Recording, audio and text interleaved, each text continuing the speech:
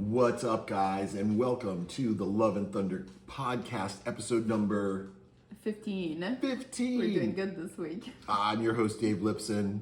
Co-host Camille Leblanc-bazinet. It's And very late. We got a break. Yes, it's been a struggle. We have lighting mishaps, camera mishaps, but we're here. We're doing it. We've listened and we've heard you guys that yes, you like the podcast, and boy, oh boy, would it be awesome if we could just regularly do it and put this cool stuff out there for people. So we're going to get into some really awesome subjects today. A little bit of a follow-up on last week where we had a cool conversation on testosterone replacement therapy. Yes.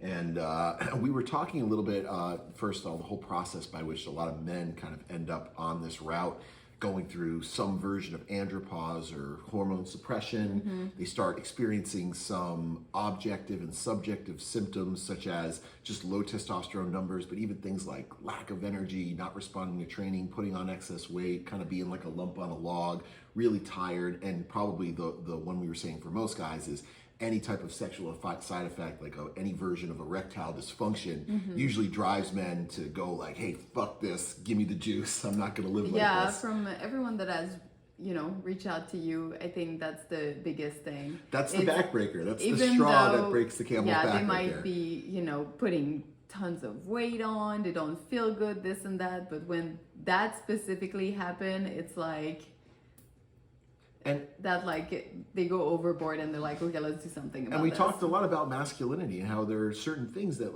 make you feel like a man. That be probably the most recognizable one. But even stuff like, we were talking about how it's okay to be masculine, and a lot of guys want to have muscle and be able to do a lot of things that are innately male. And once that stuff starts going away, it can really be heartbreaking. It can be devastating, and they suffer in silence. They don't do anything about it. They're sometimes ashamed to talk about it. They don't know where to start. A lot of times these guys go to their general practitioner doctors, and the doctor says, well, you're getting older, get used to it. Said the guy who's already old and fat, the doctor. Yeah. And now there's this whole new genre of medicine that's more of like functional medicine, right? So it's not just like sick care of put a Band-Aid on something, but it's more like, let's get to the root cause, let's get ahead of issues before they happen. So, you're going into these regenerative medicine, longevity, and human optimization clinics, not necessarily being unquote sick or having health markers or things that are just completely out of range, but we're looking for anything that isn't optimal and even subclinical issues that can kind of pop up later in your life. I know for us, we've learned a lot about thyroid, right? Yeah. And how these sluggish thyroids tend to cause a lot of issues and usually don't resolve or get any better unless there's some level of intervention. Yeah, I think on the woman's side, just talking more on the pregnancy side, from what people have seen, research-wise, at least 50% of women have thyroid issue. And I'm saying at least because those are the ones that do come forward. Yep. And those are the ones that get tested.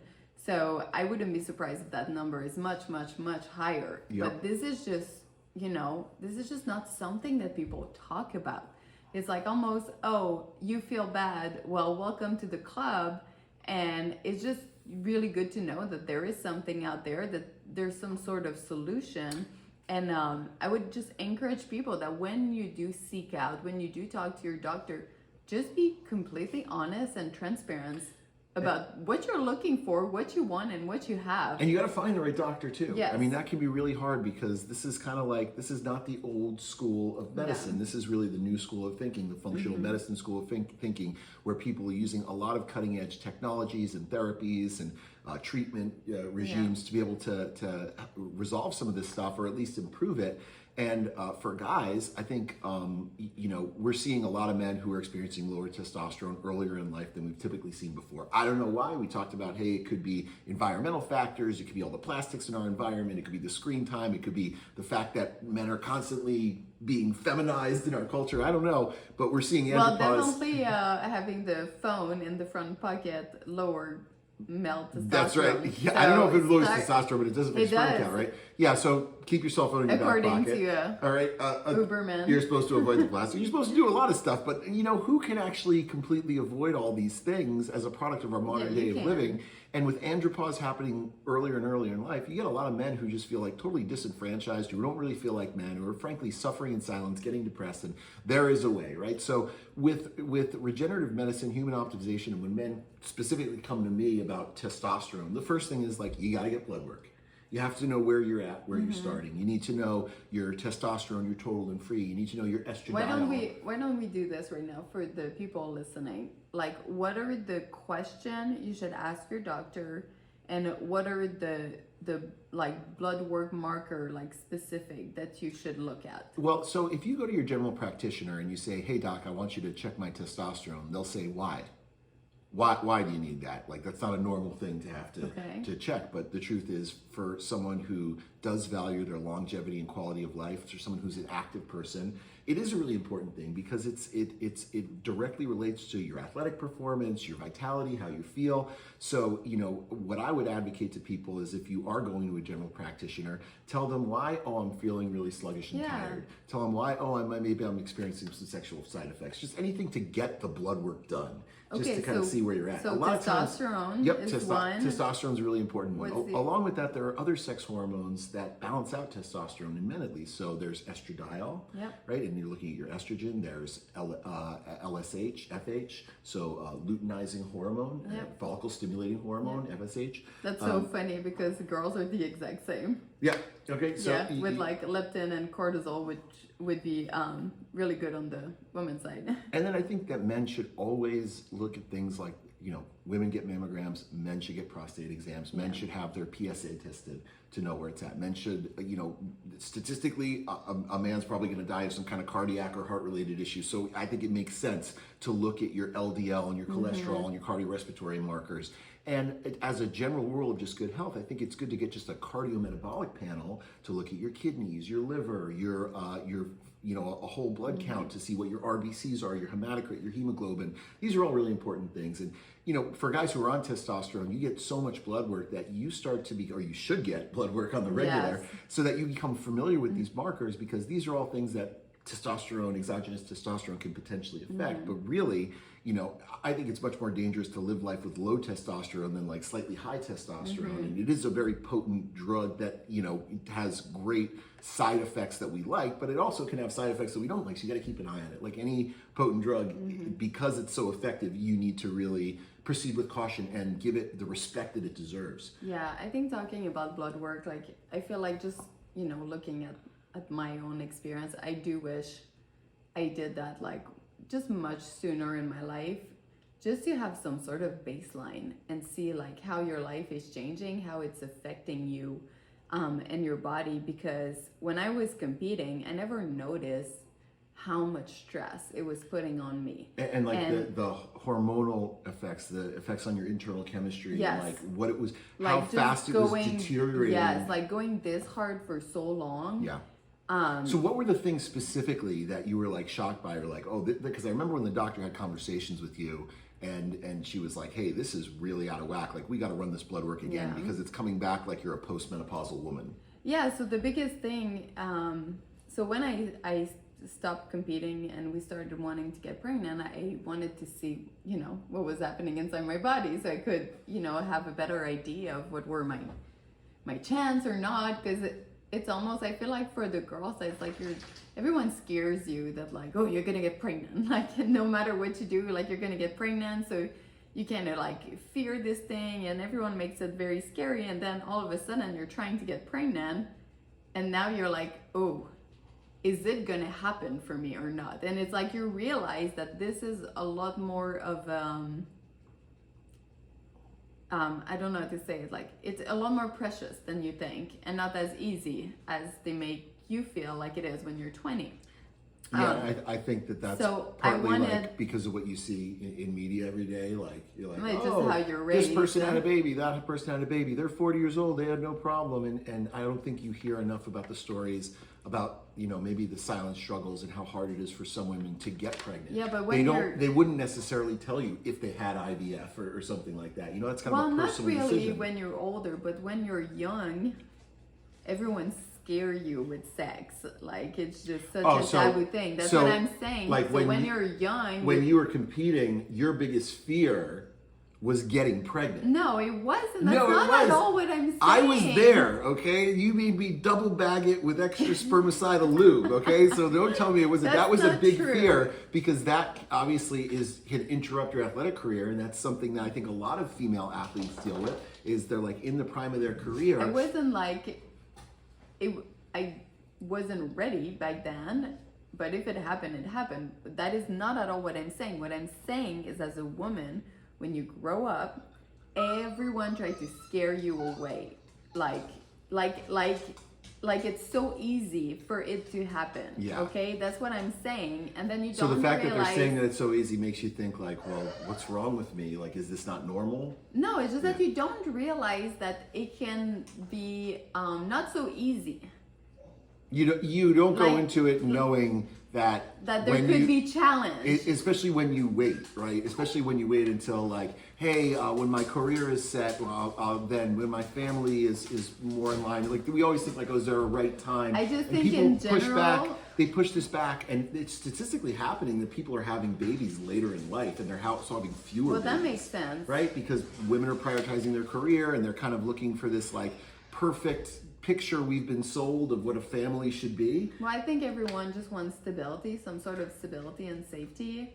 And I think that when you just don't realize everything that it involves and how much your body change over age, especially when women you hit 35.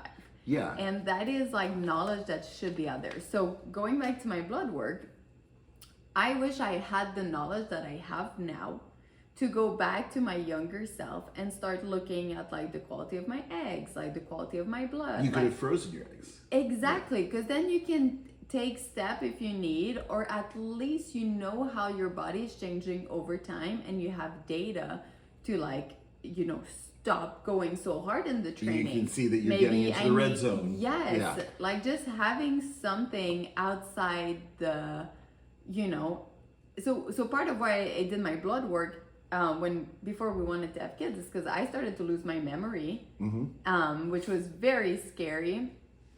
And there was just like weird stuff happening. Like, my period was all over the place. I would constantly find Camille's keys in the refrigerator.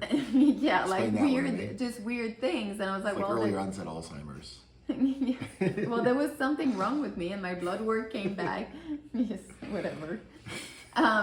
And my blood work came back, like my internal chemistry was like 70 years old. Yeah, So- they wanted to run it again because they said Yeah. a lot of these things don't make sense, and some of the female hormones they were looking at didn't make sense, and some of the cognitive function tests they did didn't quite make sense. And really, you had trained yourself into a stupor. Okay. Yes, and that's when people say that they would die for this. Well, I was literally Yeah. killing myself, and I think that's why also on the flip side I got so interested with all of this and like what to eat to maximize, especially on the woman, like to maximize your hormone and to like give yourself the grace you deserve. But for everyone out there who wants to compete or just to optimize themselves, I think the sooner you can do blood work, the better, because then you can track yourself. I mean, and you isn't can that the track whole it idea of with- like getting ahead of these issues before they're a problem, or at least you're like knowing? And I think people sometimes wait to have kids or wait until it's convenient without maybe not fully giving respect to challenges that could potentially be coming along with that. Or they know that there's something wrong and they don't want to look at it. They're just terrified to even see. Yes. Like we know people that are just like afraid to go to the doctor because they don't want to know. We know a lot of They know them, they've done yes. some crazy stuff to their body, and they're just like, I'm kind of afraid to look. If it's just like, I don't even know, it might just be spaghetti in there. Who knows? Yes. Okay, so hey, let's come back to the guy's side, because I think that's a really interesting perspective on the women's side, and I think there's a whole conversation we have as to like the types of therapies that women might look into for longevity and regenerative medicine type of stuff. Well, it's But- very similar to the guys one. It's Yeah, a lot of just this- that a lot you of the want same stuff, a maybe a little more- doctor that really understands the woman's chemistry. Yep, maybe a little more progesterone, But anyways, for the men, when people come in to get their blood work, maybe your testosterone is a little low. Fair enough, okay? Maybe you're starting to experience some symptoms of that. I think that a reasonable place to start is first just kind of like looking at your lifestyle and your nutrition, your training. If you don't eat well and you're lump on a log, you don't really train, there's some easy, simple things you can do to probably raise your testosterone and get you feeling way better. You know, even if you're a highly trained athlete, sometimes we notice that like pulling back and reducing stress, maybe not training as much or not training as hard and prioritizing sleep, and maybe you're just in a constant catabolic state where there's so much cortisol that it's suppressing all your hormones, that can be a good place to start. And there are some specific types of foods or supplements that can improve testosterone function on probably a very marginal level. Yeah. But beyond that, now I think you're in the realm of like medical intervention. Yeah, I think like one thing to definitely like highlight here is that you know, sometimes you hear you can't out-train a bad diet. Well, you cannot also out-drug a bad lifestyle. Yeah, that's true. So it definitely starts with lifestyle. It starts with, you know, doing the exercise and doing the right diet and like, you know, sleeping well. And once all of those markers are in line, then maybe if the needle doesn't move in the right direction, then maybe look to the other stuff. Yeah, and but it shouldn't be the other way around, because I feel like too many people want an easy fix, an easy pill, and you know, life is hard and life is hardship, and there's beauty in that hardship, and it's like earning your body is a big deal to me. Yeah, mastering it should be a part of all the things you mastering your mind, your emotions, your spirituality, your physical body. And I think that this is what we're talking about, the foundation, right? We say your health is your wealth. Well, training, nutrition, and lifestyle, that's the foundation of everything. If those aren't in place, it doesn't matter what else you're doing. Yes. It's not going to work, or you'll be working at a fraction of what you could potentially achieve in terms of what most people are here for, which is quality of life and longevity.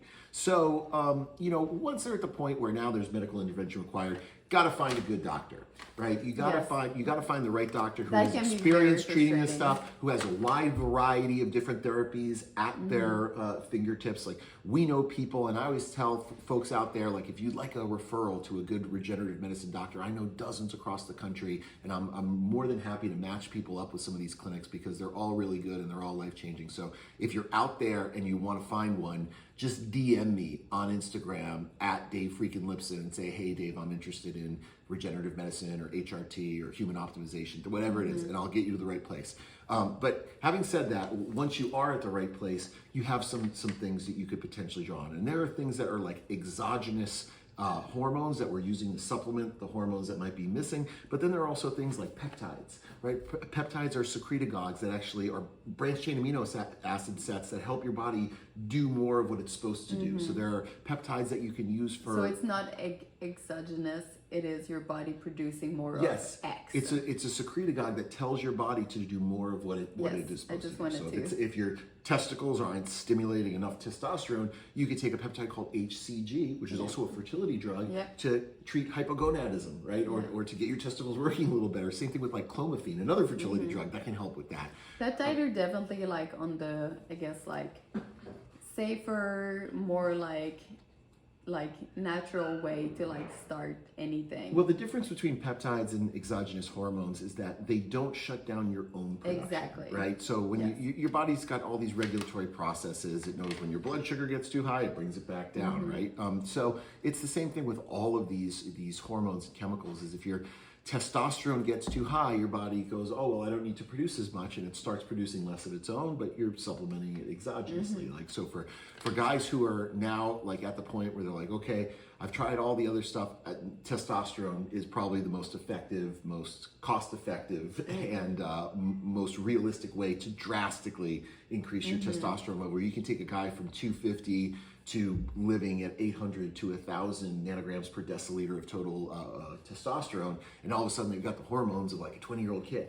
Yeah, because that's kind of what happened with you, because you went the natural route. Oh, and it we cost us dumped so much money.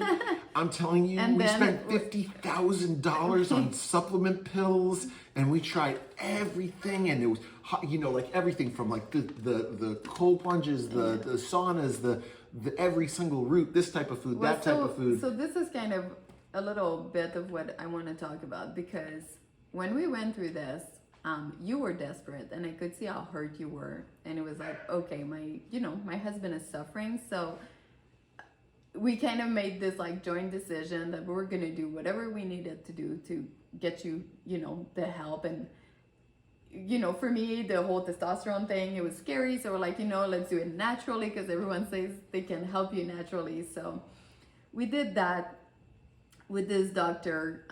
We don't need to name names.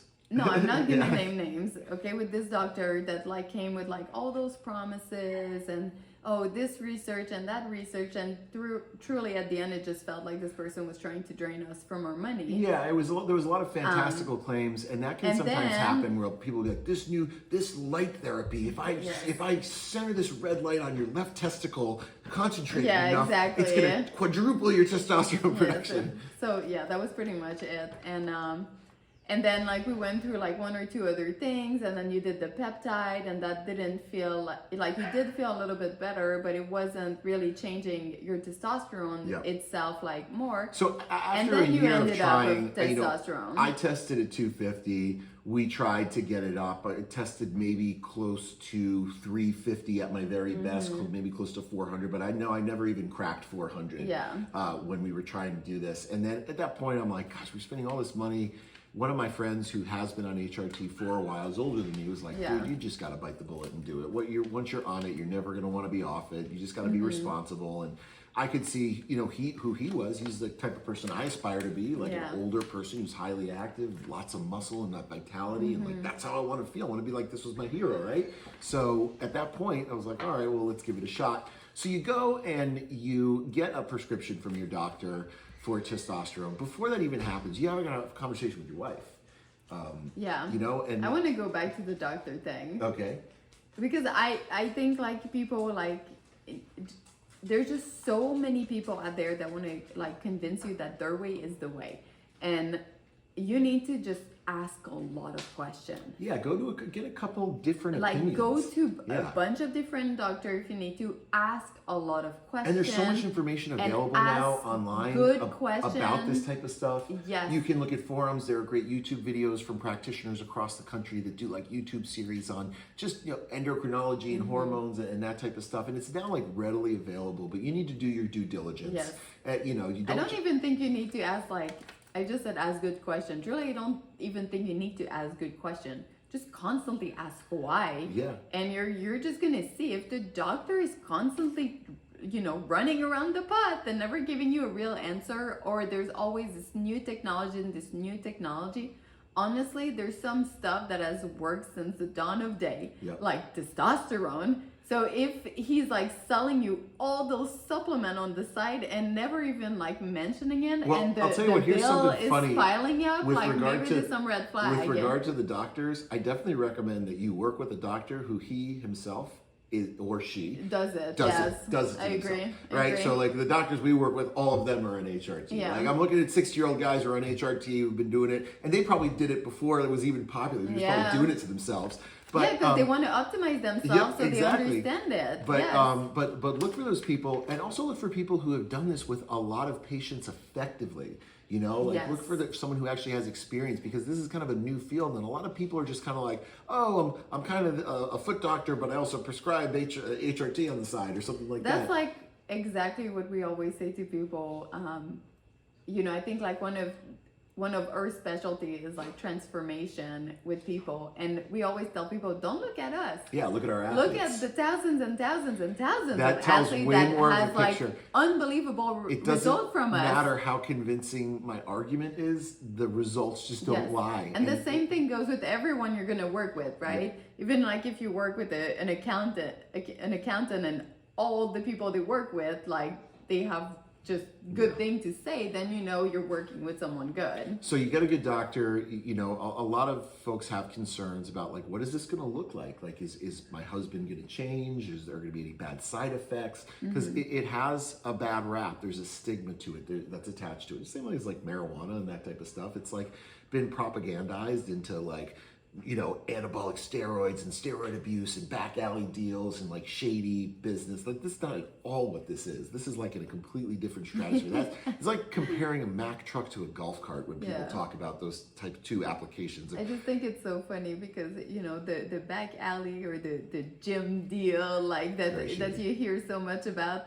It's like, why wouldn't you just go to a doctor? Yeah, Like I to don't know. someone that like It's is so gonna available give you now. real things. Yeah, someone who's and going not to like give you whatever. safe stuff, monitor you, make sure you're good. I mean, Make sure I it's think like- sometimes yeah. because they have goals that honestly, like no doctor would prescribe them that drug or give them that dose. But if that's the case, are you sure you want to do that? Yeah, You know no, what I mean? exactly. Like, what's the, what's the long-term Yes. effect? And here's the thing is, anything you do like the right way is going to be like fine. But anything that is being abused is not. Well, yeah, like no the matter parameters what are you there abuse, usually to it's keep gonna you hurt safe.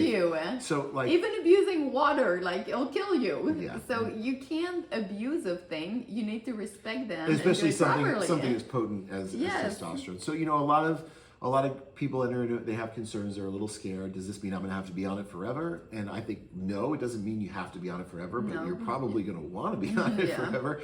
And a lot of their fears are like, I'm just afraid if I do this, it's going to shut off my own natural production, and now I'm not going to be able to like have sex with my wife. But you're already currently not having But that's any. yeah, so they're that's coming like in kind with of the 250 point, testosterone right? and erectile dysfunction. So like you're living your worst case scenario right now. Exactly. It doesn't make sense. Exactly. And then there's obviously for guys, there's the effects of balding, which can be accelerated because with testosterone, there's more dihydrotestosterone, DHT, which can speed up hair loss. But if it's going to happen, it's going to happen.